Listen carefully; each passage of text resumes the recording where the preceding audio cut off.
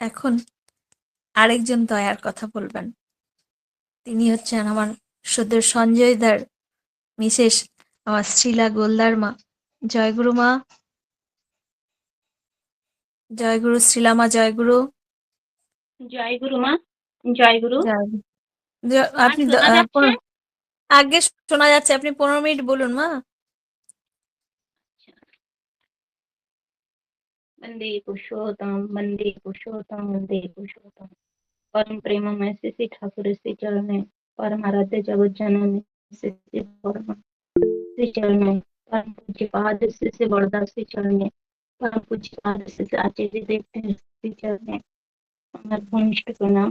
ঠাকুর পরিবারের সকলের চরণ আমার ঘনিষ্ঠ প্রণাম। এখানে উপস্থিত সকল দাদা ও ভাইদের আমার আন্তরিক জয় গুরু। কি বলবো, আমাকে এখানে বলার জন্য ডেকেছে। আমি সর্বপ্রথম বলে দিই, আমি বলতে পারি না, অত বড় বক্তাও নয়। তবুও আমাকে যখন বলছে ঠাকুরের দয়ার কথা বলতে, তখন আমি বলবো। ঠাকুরও বলেছেন যে কোনো কাজে না বলতে নাই। তুই যদি না পারিস তবুও ঠাকুরের প্রণাম করে জয়গুরু বলে সেইখান দিয়ে নেমে যাস, কিন্তু না বলতে নাই। তাই আমি, আর আমার বাংলাটা হয়তো ভালো না, আপনারা বুঝে নেবেন। থেকেই বলে দিচ্ছি, আর কিছু ভুল হইলে আমাকে ক্ষমা করবেন। মামার সময়টা বলে দেবেন সময় হয়ে গেলে। আমি সর্বপ্রথম বলবো ঠাকুরের দয়া আমি কি করে পেয়েছি, আমি ঠাকুরকে কি করে পেয়েছি। ঠাকুরের নাম আমার ছোট্টবেলা থেকেই ঠাকুরকে চিনতাম। নাকি ঠাকুরের ফটো দেখেছিলাম। আমরা যখন ছোটবেলায় আমার বাবার বাড়ি ছিলাম, তখন আমরা আমাদের ঘরের পাশে অনেক গুরু ভাইরা ছিলেন। ওইখানে আমার ঘরের পাশে একটা মাসিমা ছিলেন, ওনার 3টে ছেলে, ছোট ছোট আমার ভাইরা। তো ওনাদের এসে ইষ্টভৃতি শিখাতেন। ওই আমি পাশের ঘরে শুয়ে শুয়ে শুনতাম ওই মাসিমা জোরে জোরে ইষ্টভৃতি ওনার ছেলেদের মেয়েদের শিখাতেন। ওই শুনে শুনে সেইখানে আমার সেই ইষ্টভৃতি মন্ত্রটা মুখস্থ হয়ে গেল। আর সকালে বিকেলে প্রার্থনা করতেন। সকালে তো যেতে পারতাম না, বিকেলে যখন প্রার্থনা করতে ওনাদের ছেলে মেয়েদের নিয়ে, তখন জয় রাধে কীর্তনটা আমার এত ভালো লাগতো। তখন আমিও গিয়ে ঠাকুরকে একটা প্রণাম করতাম। করতে করতে ওইখানে সৎসঙ্গ হতো। দেখেন, সৎসঙ্গ হতো তো ছোট বাচ্চারা তো খেলাধুলা করে, প্রতিদিন প্রতি শুক্রবারে সৎসঙ্গ হইতো প্রত্যেক ঘরে। কিন্তু আমরা তো দীক্ষিতা ছিলাম না, আর আমার মা বাবাও এই গুরুর দীক্ষা নেন নাই, আর আমরাও দীক্ষিত ছিলাম না। ছোট মেয়েরা খেলতো হয়তো, সেই জন্য দরজাটা লাগিয়ে ওনারা সৎসঙ্গ করতো।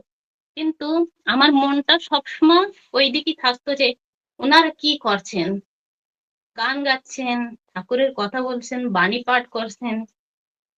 কিছু কিছু বুঝতে পারতাম, কিছু বুঝতাম না, কিন্তু মনের মধ্যে একটা দুঃখ ছিল, কি আছে, আমাদের ভিতরে যেতে দিত না। হয়তো আমরা দীক্ষা নিই নাই, তার জন্য।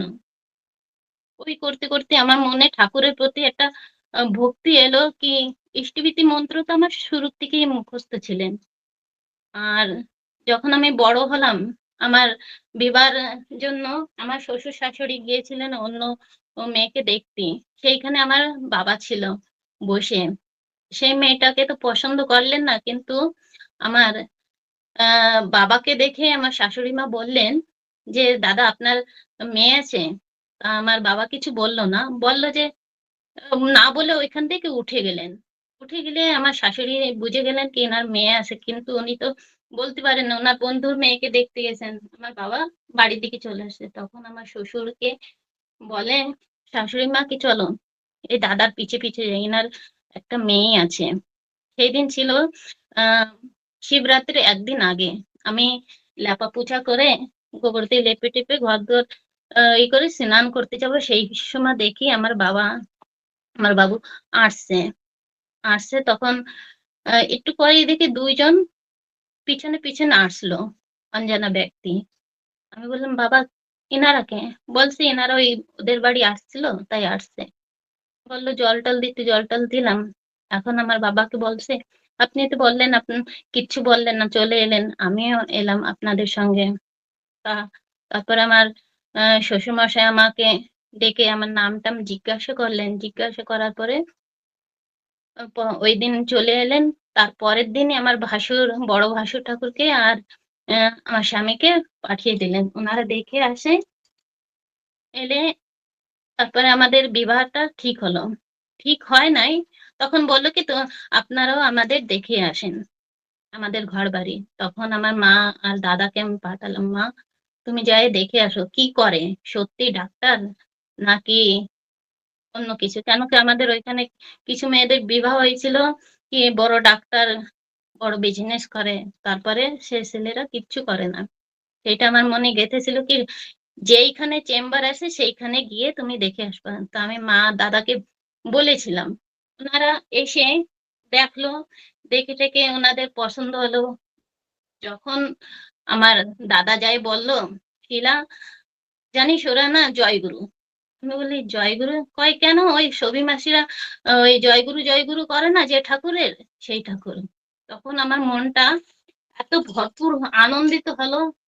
তখন আমি বললাম, সত্যি ঠাকুর তুমি আছো, ভগবান তুমি আমার মন মতনই গড়ে দিয়েছো। সেই সময় আমার তো এইভাবে বিবাহটা হয়ে গেল। তারপরে আমি আসার পরে ঠাকুরের দীক্ষা নিলাম। ঠাকুরকে পেয়ে আমি এত আনন্দিত হলাম, তার তুলনা নাই। তারপরে দুদিন পরে আমার দীক্ষা হলো। দীক্ষা হলে আমি আমি যেমন ঘর পেয়ে চেয়েছিলাম ঠাকুরের কাছে। আগে তো বিবাহের আগে দীক্ষা হয় নাই, শিবের পুজো করতাম। আর মা, আমার মাতা পিতা ছিল হরিচাঁদ ঠাকুরের দীক্ষিতা, এখন আছেন। কিন্তু আমার মনটা সব সময় এই ঠাকুরের দিকেই ছিল।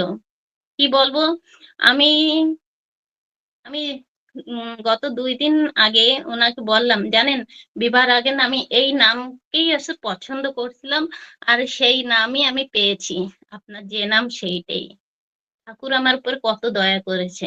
তারপরে এমনি করে আমি ঠাকুরের সাধন ভোজন তো করছি, তাও হতে পারে ঠাকুর কিছু করাবেন, তার জন্যই আমাদেরকে কি করলেন, কোনো সন্তানাদি দিলেন না।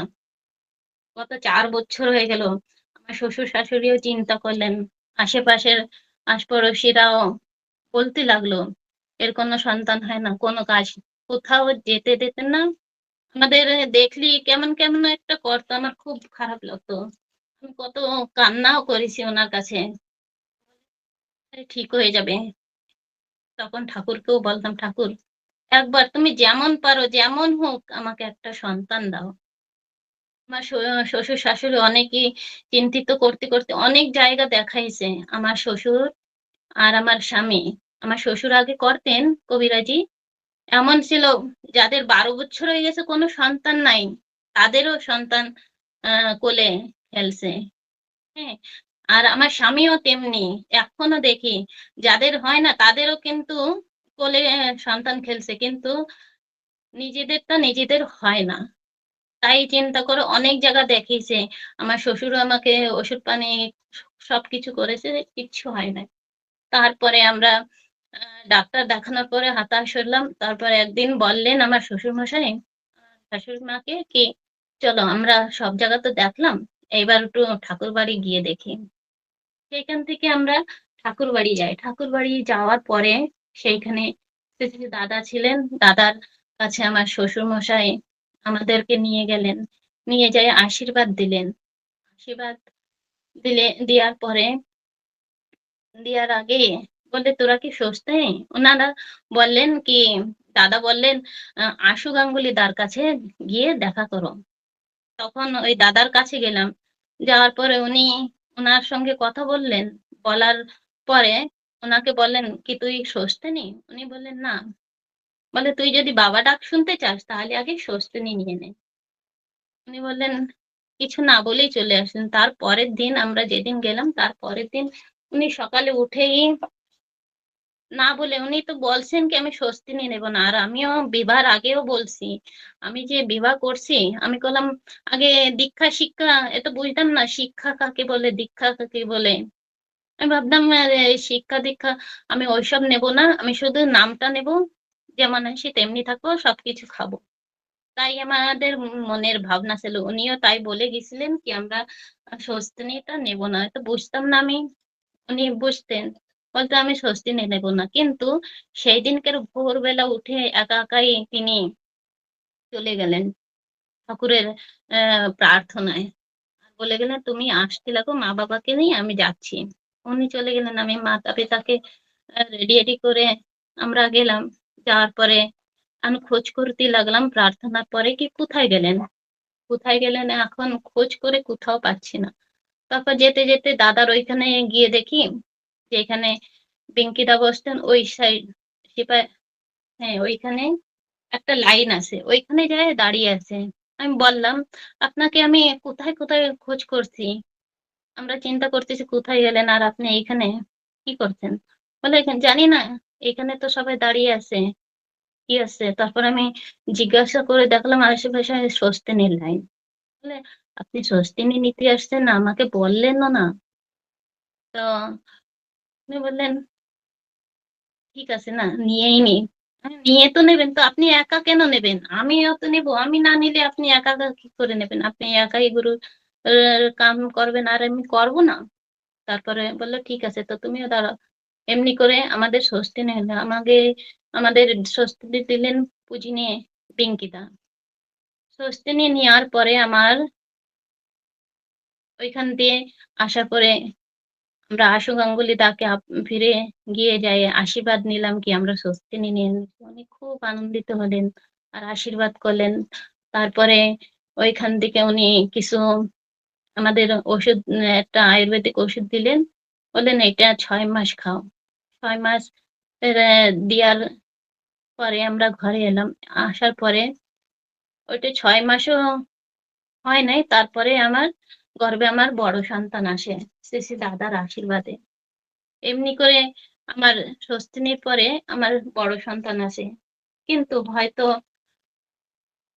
আমি ঠাকুরকে, আমার সন্তানকে ভুলে গিয়েছিলাম, কিছু ভুল হয়েছিল। তারপর আমার ছোট সন্তানটা, আমার বড় ছেলের 10 বছর পরে আমার বড় ছোট্ট আর সোনায় আসছে। সেটা হলো আর কোথাও কি বলবো কি, সন্তান হয় না এই করে আবারই আমরা ঠাকুর বাড়ি গেলাম, সেইখানে গিয়ে ফিরে আমরা দাদার আশীর্বাদ নিলাম। দাদার আশীর্বাদ নিয়ে তারপরে আমরা মার আশীর্বাদ নিতে গেলাম। মার আশীর্বাদ নিয়ে এসে তারপরে আমরা আমাদের এখানে উৎসব হলো মন্দিরে, কেন্দ্র মন্দিরে পুরা ভারটা ঠাকুরের দয়ায় আমাদের পরেই ছিল। তাই আমরা পুরো সমস্ত ভার দায়িত্ব, দেখেন ঠাকুরের দায়িত্বটা পাওয়া সহজ নয় আর সহজও। আমি যদি ঠাকুরকে ভালোবাসি, ঠাকুরকে নিয়ে চলি, তাহলে ঠাকুরের কেন আমি সেবা করতে পারবো না। আমি যদি ঠাকুরের কথা কাটায় কাটায় আমি পালন করি, ঠাকুর বলছে মাছ মাংস খাস না, পেঁয়াজ রসুন মাদক ছাড়, তাহলে আমি যদি ওইসব ত্যাগ না করতে পারি তাহলে তো আমি পারবো না। আমি যদি স্বস্তি না নিতাম তাহলে আমাদের হাতের রান্না কেউ খেত না, ঠাকুরের ভোগ লাগানোর ওই উপযোগিতাও আমরা হতে পারতাম না। স্বস্তিনীটা নিয়েছি ঠাকুর হয়তো এইসব করানোর জন্যই আমাদের সন্তানের এত দেরি দেরিতে দিয়েছে কি তোরা ঠাকুরের কর্ম করবি। আজ আমার খুব গর্ব হয় আমার স্বামীর উপরে যে তিনি সকলের এত ভালো ঠাকুরকে নিয়ে ঠাকুরের আদেশ পালন করছে। ঠাকুর বলছে সবাইকে নিয়ে চলো, সবাইকে নিয়ে থাকো, সবাইকে নিয়ে আনন্দিত থাকো। নিজে একা সুস্থ থাকাকে সেটা ভালো বলে না, সবাইকে নিয়ে থাকো তাতেই তোমার ভালো হবে। আমার বর্তমানে যে একটি রোগ হয়েছিল সেটা হচ্ছে ওয়ালকি ইউটেরাস, যে আমার জারায়ুটা ফুলে গিয়েছিল। সোনোগ্রাফি করলাম, আমার বিগত 6 মাস ধরে পরেশানি ছিল। ডাক্তারও দেখালাম, কিন্তু আমার বলে না ঘরের তাই একটু বিশ্বাস কম হয়। তার জন্য উনি আমাকে দেখিয়েছে, ওষুধ দিয়েছে, আর মেন হচ্ছে ঘি খেতে বলেছিলেন। কিন্তু আমার অতটা পছন্দ না ঘি, তার জন্য আমি মাঝে মাঝে খেতাম, মাঝে মাঝে খেতাম না। উনি খুব বকাবকি করতেন। তারপরে ঠিক তো হয় না। আর এত ব্লিডিং হলো, তার জন্যই আমাকে আহ কি বলে আয়রন চড়ানো হয়েছিল ৩টে ৪টে। ওষুধ তারপরে দিয়েছে ভিটামিনের। আর যখন আমি কন্টিনিউ ঘি খেলাম, তারপরে আমার এখন ২ মাস, বর্তমান ২ মাস ধরে আমি খুব ভালো আছি। আপনারা বুঝতে পারবেন যে ঠাকুরকে ভালোবাসলে, ঠাকুরকে ধরে রাখলে, কেন কি আমার ঠাকুরই তো আমার সর্বস্ব। ঠাকুরের উপরে আমি যদি বিশ্বাস করে কোনো কাজ করতে যাই, তাহলে আমার ভালো হবেই হবে। আর আমি যদি আমার ঠাকুরকেই যদি আমি ভালো না বাসতে পারি, তাহলে আমার কোথা থেকে ভালো হবে? আমি ঠাকুরকে নিয়ে থাকবো। আমি ঠাকুরকে কতটা ভালোবাসি, সেটা আমার মুখে বলতে হবে না, লোকে দেখলেই বুঝতে পারবে যে আমি কেমন ঠাকুরকে কতটা ভালোবাসি। আমি আমার স্বামীকে বলি, আপনি শুধু কাম করতে যান, ঠাকুরের কাজ করে যান, কিন্তু লোকে তো কতটা বলবে, তা দেখতে যাবেন না। আমি ঠাকুরের কাছে বলতাম যে, "ঠাকুর, আমরা তো স্বস্তি নিয়ে এসেছি তোমার কর্ম করার জন্যে। এখন উনি যদি একটু আরো ভালো হতে পারতো, উনাকে যদি লোকে চিনতো, তাহলে আমার মনটা আরেকটু ভালো লাগতো।" এই আমি সবসময় ঠাকুরকে বলতাম, "ঠাকুর, উনারও মনে আ আরেকটু আগে যাওয়ার ছিল।" কিন্তু ঠাকুর যে এই পথ, আপনাদের সহযোগিতা দিয়ে এই পথে ওনাকে এত ভালো কর্মের দিকে এগিয়ে দিয়েছেন। ঠাকুর তো বলছেন কি, সবাইকে নিয়ে চলো, সবাইকে সুস্থ রাখো। ঠাকুরও ডাক্তারি করতেন, কিন্তু ডাক্তারিটা ছেড়ে দিয়ে নাম-ধ্যান শুরু করেছিলেন, যাতে মরা মানুষও সুস্থ হয়ে যেতেন। তাহলে যখন ঠাকুর সবার জন্যে আছেন, তাহলে আমরা একটু কেন করতে পারবো না?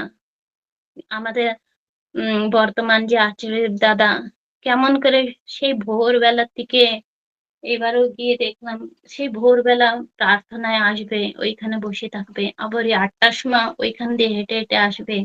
ওইখানে ২ ঘন্টা বসে থাকবে, নাম ধ্যান হবে, বাণী পাঠ, গান কীর্তন, ওনার আলোচনা করবেন। ফিরে গিয়ে ১০টার থেকে নিয়ে যত সময় আমাদের ভক্তবৃন্দরা আমরা থাকি, ততক্ষণ সবার সবার কোনো না কোনো অসুবিধা নিয়ে যাই আমরা, সবারকে সুস্থ করার বিধান দেন। কেমন করে বসে থাকেন? আমরা ওইখানে গিয়ে ২ মিনিট সুস্থ হয়ে এক জায়গায় বসে ওনার কথা শোনার মতন হতে পারি না। কিন্তু উনি অবিরাম কেমন করে ওইখানে বসে থাকে, আর আমাদেরকে ভালো কথা দিয়ে আমাদের সংসারকে কি করে চালাবো, সেইভাবে চালিত করে নিয়ে যায়। আমরা আমাদের ঠাকুরকে দেখেছি যে কেমন করে পুরো পরিবারকে নিয়ে চলেন, আর তেমনি আমাদের আচার্যদেব পুরো পরিবারকে নিয়ে চলছেন। উনাকে দেখেই আমাদের শিখতে হয় যে আমরা কেমন করে আমাদের পরিবারকে নিয়ে চলবো। তাহলে আমাদের ঠাকুর আনন্দিত হবে, আমাদের ঠাকুর খুশি হবে। আচার্যদেব বলছেন, শুধু নিজে একা আনন্দেতে থেকো না, সবাইকে নিয়ে আনন্দ করো, আনন্দেতে থাকো। সবার আনন্দের মাপকাঠি আলাদা আলাদা হতে পারে, কিন্তু সবাইকে নিয়ে যে আনন্দ হয়, ভরপুর হয়, সেই আনন্দটাই করো। সবাই ভালো থাকবেন। আমি এইটুকু বলি। জয় গুরু মা। আমার সময়টা হয়ে গেছে হয়তো। জয় গুরু, জয় গুরু। জয় গুরু মা। সবাই ভালো। জয় গুরু মা, জয় গুরু। আমার শ্রদ্ধা শিলা মা, উনি একজন হিন্দিভাষী মা, কিন্তু ঠাকুরকে ভালোবেসেছেন বলে বাংলা শিখেছেন। খুব সুন্দর করে আমরা কেউ বুঝতে পারলাম না যে মা আমার হিন্দিভাষী মা এত সুন্দর করে ঠাকুরের দয়ার কথা বললেন। আমরা প্রথমেই আমার বিমলেন্দুদার কথা শুনেছিলাম। সবার মূলে কিন্তু ওই যে স্বস্ত্যয়নী। স্বস্ত্যয়নী নিলে যে মানুষ কত দুরারোগ্য এবং কত বিপদ থেকে যে মানুষ উদ্ধার হয়, আমার শ্রদ্ধেয় বিমলেন্দুদা আগে আলোচনা করলেন, তারপরে আমার শ্রীলা আলোচনা করলেন যে স্বস্ত্যয়নী নেওয়ার পর তার সন্তান হলো। এই যে ঠাকুরের উপরে বিশ্বাস, এই বিশ্বাসটা যতক্ষণ না আমরা আনতে পারি ততক্ষণ আমাদের কিছু হবে না। জয় গুরুমা, ভালো থাকুন। আমরা সবাই প্রেরণা পেলাম আপনার আলোচনা শুনে। পরমপিতা রাঙা রাতুল চরণে আপনার সার্বিক মঙ্গল প্রার্থনা করি। আপনি, আপনার পরিবার, পারিপার্শ্বিক সবাইকে নিয়ে ভালো থাকুন। আর সঞ্জয় দার মতন আহ মানে মানুষ পেয়েছেন, এটা আমাদের কাছে মানে আপনি যেমন পেয়েছেন আর আমরাও পেয়েছি, আমাদেরও গর্ব যে সঞ্জয় দার মতন মানুষকে আপনি পেয়েছেন। খুব ভালো জয় থাকুন গুরু। মা। সবাইকে জয় জয় গুরু। গুরু। পরমপিতা রাঙা রাতুল চরণে আপনার এবং আপনার পরিবার পারিপার্শ্বিকের সবার সুদীর্ঘ নিরোগী জীবন প্রার্থনা করি। ভালো থাকুন মা। জয় গুরু। আরেকটা কথা বলি, আমার শ্রদ্ধেয় সঞ্জয় গোলদারদা প্রতি শনিবার আমাদের লিঙ্কে আসেন। আপনারা সবাই যুক্ত হবেন এবং যারা অসুস্থ তাদেরকে যুক্ত করানোর চেষ্টা করবেন। কারণ সঞ্জয় দার বিধান মতো চলে আমার শ্রদ্ধেয় বিমলেন্দু দা যে ক্যান্সার থেকে কি করে, যদিও সত্যি সত্যি যে গোমূত্র খাওয়াটা খুবই ডিফিকাল্ট, কিন্তু তার বিধান শুনে, আমার সঞ্জয় দার কথা শুনে আজকে তিনি সুস্থ আছেন। এই হচ্ছে বিশ্বাস। আমার সঞ্জয় দা আছেন আমাদের সঙ্গে, সবার সঙ্গে আছেন। আপনারা সবাই যুক্ত হবেন এবং যারা অসুস্থ তাদেরকে যুক্ত করানোর চেষ্টা করবেন। জয় গুরু সবাইকে।